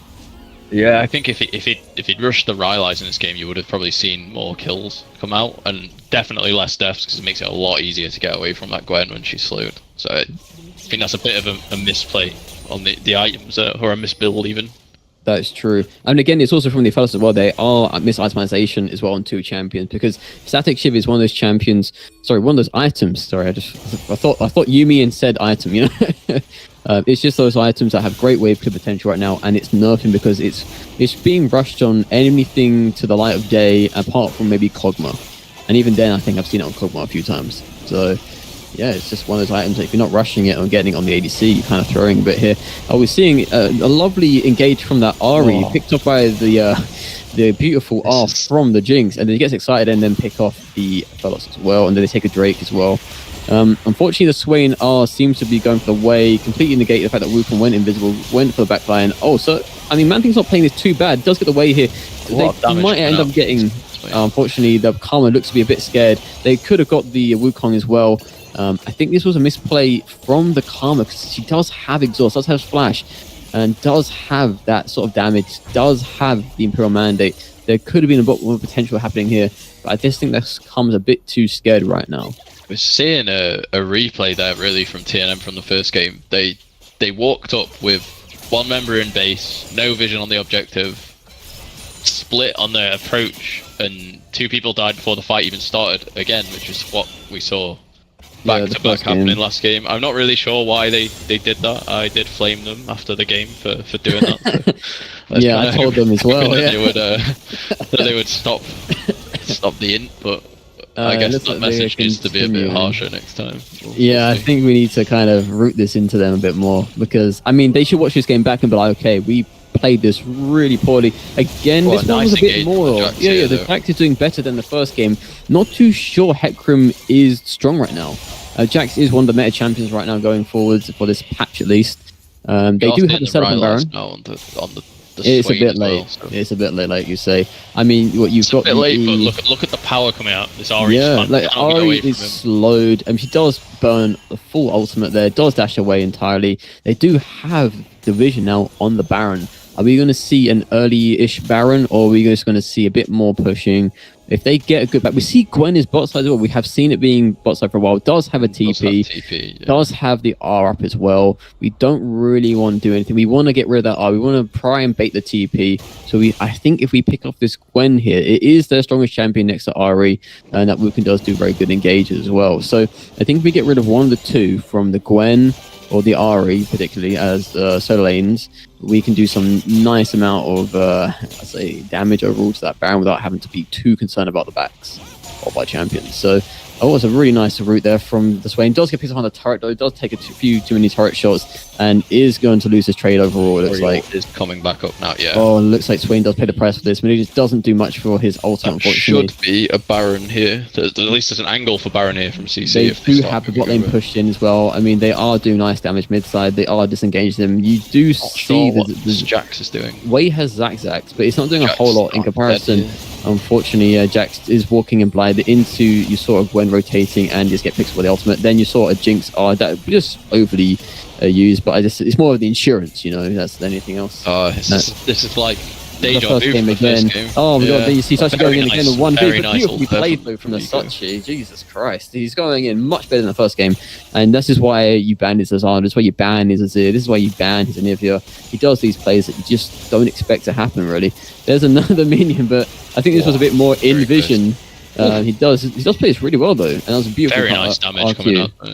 Yeah, so I think they're playing it better than the first game, but you're seeing a lot of, like you said earlier, a lot of mistakes that are reoccurring again, which is the problem. Like, they keep making the same mistakes, and it's not even from, like, this game, it's from the previous game, you know? Yeah, there was a conversation as well. Does walk in here with the Karma, does get hit by the combination from the Ari, and does get chunked for a bit of that HP as well.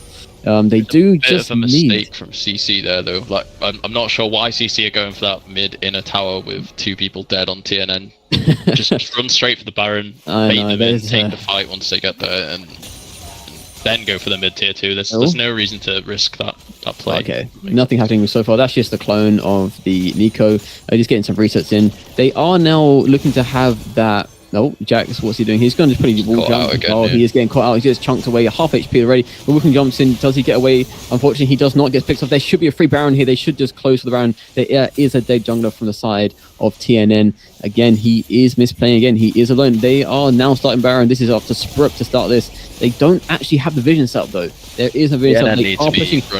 Have you seen that bot line? Gwen is down there. She does have TP up, though, but will she notice in time? Again, there is some vision, but it's not a lot of setup right now. So it is from behind. Unfortunately, Gwen will shred the side of TNN. Can they get something beforehand, or is it all over before it starts? And it looks to be all over before it starts. But they do get a 1-for-1 at that point, and the Gwen is shredding the fact that they no longer have a front line.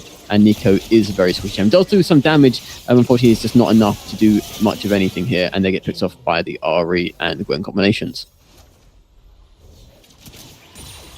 Yeah, unfortunately, it did go again the same side of the first game. They are playing this very poorly on the side of TNN. They're getting caught out in a similar sense on the first game as well.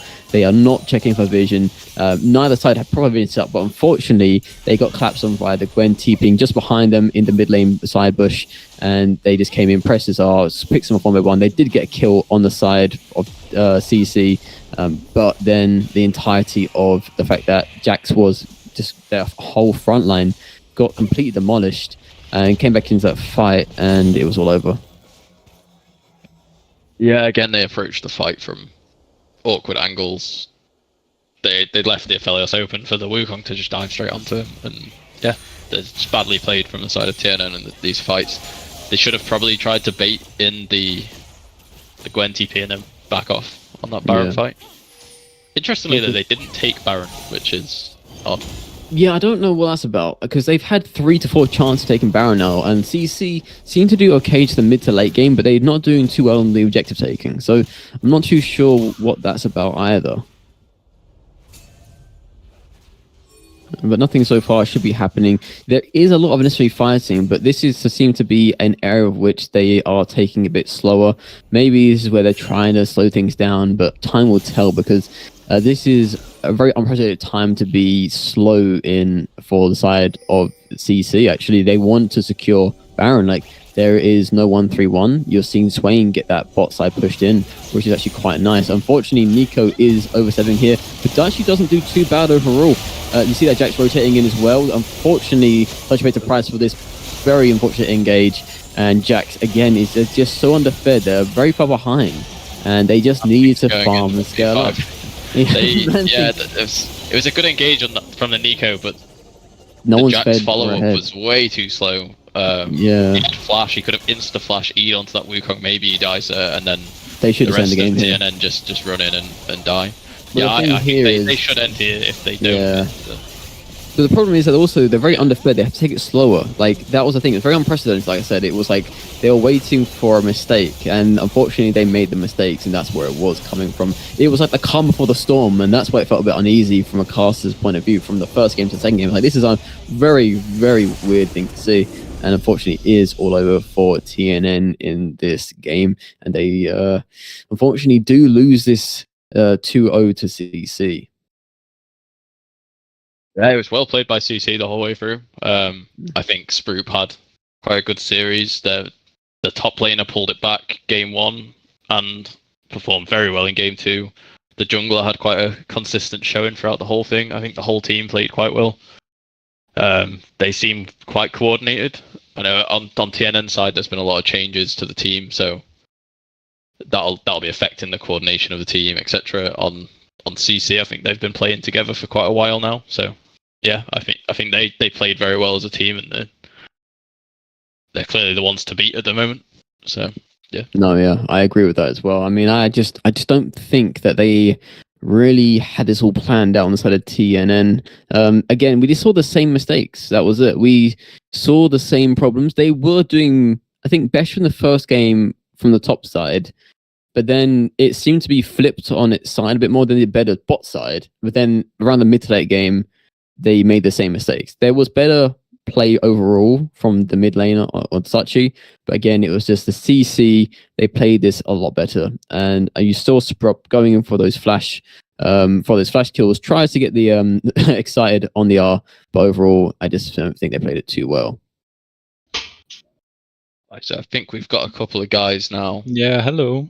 Hey, how's it going, guys? So you played the game one quite nicely, came back from a bit of disparity overall. How do you think game one went? And also, we saw the game two that was beautifully much better played, I think.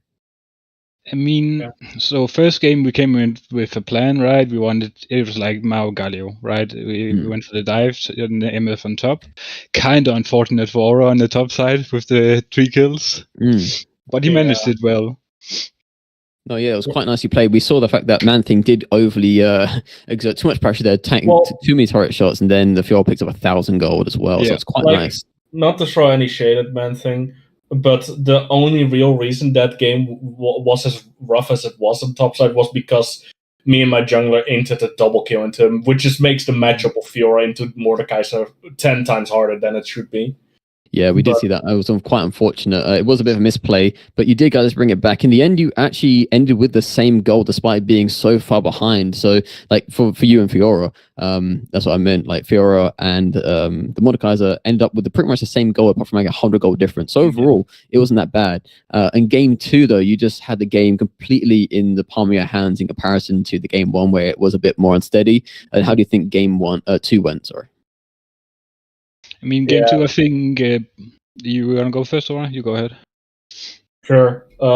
I think the biggest difference was game two, we just giga stomped topside. Like, I think there's only a single moment where it really, where I left with pedal off the gas, and with our mid laner, Victor, really just going very clean into that game, only having a single death. I think, like, from the get-go, that game was already very stable. The only real way we could have actually lost it is if we entered it early and they got to the Phalios accelerated. But even then, I agree with that. Yeah, that's very true. And they even got the bot lane ahead a bit. Like, I finally got to bring out the way, and of course, I wanted to pop off more than we did. But like, me and Spoopy just took backside that game. I think a lot of the way, like, because Gwen was just so fucking massive. That's true. You saw the very end where the TP came in, the Gwen from the back line does shred the fact that you guys collapsed on them, and there was poor setup from both teams, but like Gwen was very fed, came in very nicely, good TP, and they secured that sort of ending. You guys could have taken Baron 3 to 4 times, but you did bait for it in the end, and then you just ended up winning that game too quite nicely. I'm sure what the comments are, because we're always very, very aware of where we should be going, and I think for some reason we went away. But the last time we wanted to set up for the Baron, right, and that's where we find the final fight. I think that's quite nice. In general, my jungler and me started to get a bit depressed because, our jungler is very good on Wukong. I think you saw today why. But it's permabanned. This is the first time it was open in so long. I see. I personally haven't been able to play Gangplank a single game. It's been permabanned every game. Yeah. As a Wukong enjoyer myself, I think he looked pretty good on it. He was finding the unique angles of W and stuff. So it was nice to see. But I mean, overall, I think we just have like like what wins most of the games, I think, except when you have like Aura just dumping top lane completely. It's like we are usually on point, I think, with walking around the maps. We have been practicing the communication quite a bit, and I think we're getting somewhere good with it. It definitely showed, especially in game one, managing to pull it back after the crazy deficit that was top lane. Like, you just played the map so much better than TNN did, and just dumpstered them basically after that lead. So yeah, I think the communications it looks good from the stream point of view. I mean, it gets chaotic sometimes because we have a lot of voices on the team, a lot of people who want to be heard. So that's kind of what we've been trying to work on, right? Mostly that we keep a bit more clean sometimes, so we can hear each other. Sometimes it's a bit hard to get the message across the map when my AD carry is screaming out louder.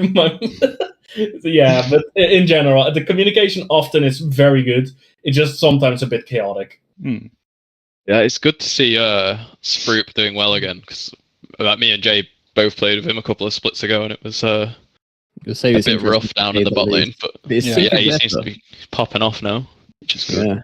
I mean, me and Sproop, we came into the split. We started out wanting to create our own team because we were kind of playing last split. I was sub for Pearls and Dragon, so me and Sproop have been playing for a long time together by now, and I think we got some good synergy by now. And then we just have a really good team to back us up, obviously. So that helps. You're one of the strongest teams, I think, so far. I believe CC is one of those teams that people are looking to beat. I think you guys are going to do quite well. And so far, I think you guys are the front runners, aren't you? Well, to say it better, we're undefeated. We haven't dropped a single match yet. Yeah, Let's show what we're going to do when that happens. Well, for right now, you can say so. So it's looking good for you guys. Yeah. And would you know anything about future plans of like who you might want to like prove upon? Anyone you looking to swap out at all, or your current roster looking quite strong? You guys are looking to kind of keep with this roster right now.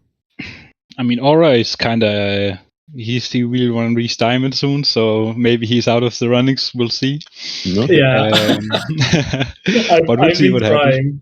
Well, we'll see. Like I've been trying to get Diamond for a while, and now that I'm actually like getting there, I cannot reach it because otherwise I'm ineligible to play. So we'll see what happens next bit. So I'm just hovering around Emerald 1, Emerald 2 currently until the end of the split. But we'll be back for sure, I think, because we enjoy it. I think the whole just trying a little bit while having fun, like and trying to improve along the way. I mean, we both climbed to Diamond and kind of screwed our team a little bit for this split. That's why I understand. Yeah, a little bit awkward, but what happens, right? Yeah. No, but the thing is that you're honest about it, though. That's the thing. Unfortunately, there has been a few teams in the past that obviously try to get away with it, but as long as you guys are honest about it, and that's the main thing. So luckily, there are other teams out there that in a similar position can't always be helped, and it does lead to this sort of, unfortunately, you do have to swap over the roster. Though right now, you guys are doing quite well. I hope that you guys are doing well in the next games that you play, which I believe are the playoffs, I believe. Or is there still some games to go? The brackets, Yeah, so if you guys do well in the playoffs, do win overall, and don't drop a game. Is that to be yet achieved? Not dropping a game yet? Yeah, we haven't dropped a single one. So no, but in general, so I think it go quite well. I do believe CBS might be in second right now, just from overall, just knowing how well their team is as well. I saw you versus CBS, and I just think that Sprupp is doing a lot better, as we mentioned earlier, than he previously was. It feels as if he's maybe practicing the game a bit more so than he was. So maybe he could reach Emerald soon as well and mess up your point system. So you never know how that's going to go. And like you said with yourself. So I think overall, you guys did really well here in both games. Again, we don't know you guys too well personally because I think one was a sub for Porous and Dragons, and I think we only were a Sprupp from the fact that he was part of SPD and me and Pilgrim were as well. And we have split up as a team, and then most of the team members are unable to play apart from Sprupp for the initial SPD team. So it was good to see that one of our team members are doing quite well. Yeah. Well, I'm happy he's doing well. I feel like he deserved it after last split. Yeah, so who do you think got MVP overall from your games? Because there was a lot of actually good and bad things to take away. And I mean, personally, I think I saw some really good plays from Wukong, and I think I just saw some really good plays as well from Sprup. I think also from the most overall improved player, from what I've witnessed, is Sprup as well. So, what would you guys give your team for MVP for game 1 and 2? I mean, it's hard, right? I mean, for the whole series, I might very easily give it to Aura just because he held on through the first game, right? It actually got, and then second game, of course, his Aura MVP, like he just stomped that game, right? First game, I mean, I think we played it well. Synergy got played very well first game. He got very fit. He just killed everyone. I'm probably gonna give it to him, I think. Yeah. But I mean, first game it was just dive comp. We went in, we killed everyone, right? Yeah. And it No, I was agree kind with of all the gears, right? I'm playing the Maokai quite essential with the Galio coming in, and we have the Wukong, and it all comes together. No, yeah, I agree with you there. Yeah, I think for the first game it was split quite like across the board a bit. I mean, I was favoring that Wukong a bit until I saw Sprup kind of coming in a bit more comfortably on the MF side. I mean, personally, for the first game, I would give it to the Wukong overall. Fiora for hanging in there. Yeah. But the second game, yeah, Gwen definitely was MVP for the second one. Yeah, and I think consistency overall, I think Sprup did really well. So I think across the board, you do have a very sort of strong lineup, and there's no initial weak player because you guys are playing the disparity well, you're playing the advantages well, and you guys have a clear sort of like game plan, unlike you saw from TNN. So yeah, I don't know. I think it went well. Thank you. And I think that was also the last comment. Maybe is like one thing we would do. I think really well is like if something bad happens, right? Like we lose a member or we lose Baron, right? We're always ready for the next play, right? Setting up. Okay, what do we need to do now? Very good to moving on, which has carried us through some of the games, which has been rough. No, yeah, I think that's really good. I mean, unless you have anything else to ask them, Pilgrim, or anything else you guys would like to say at all? No. For me, it's just well played. Like, you guys smashed it, so good stuff. I have something to add. Oh, yeah, also. When would I be allowed to play gameplay? Please. I just want to play my name. These are all good questions. These are all good questions. It's just like, when you saw Sachi play Anivia or Lysandra, there is a permaban on his Anivia for various reasons. So there's a champ per player that there's a permaban for, unless it is like a strong, like one guy's in like a high elo, everyone else is not doing too well. This guy's got a really good win rate, or it's a pocket pick that just does a dirty amount of damage. So I think right now, just due to the rotation of certain metas and the fact certain items do get buff, and I think your game tank is quite good to the point where it needs to be home banned, which is actually, I'd say, it's quite a good ego boost as well, I'd say. So I wouldn't take it as anything negative. I will say, and this is a spoiler, if in the playoffs the matchup arises for it, I might lock in Rakan top lane. I mean, it's an off-meta pick that I have picked up before. I can say it works, but like I said, it is a matchup that you don't want to get counterpicked into. And let's say you can work it well into Nasus. Let's say I've done that before as well. So I actually want to see that if you are going to go for it, personally. I want to see the spice come out. I don't want to see Dire jungle so you can get the extra range. And that's from the sprinting spice himself. So I think on that note, well played, guys, and hopefully we will catch you guys in the playoffs and you do really well then. And thanks for casting. We appreciate it. No worries. It was last second. It was glad to cast this game. Actually, it was quite an enjoyable one. But next time, don't fight so much so we can breathe. We appreciate that. Have a good one. Yeah, okay, guys. Thank you guys so much, and we'll catch you guys later.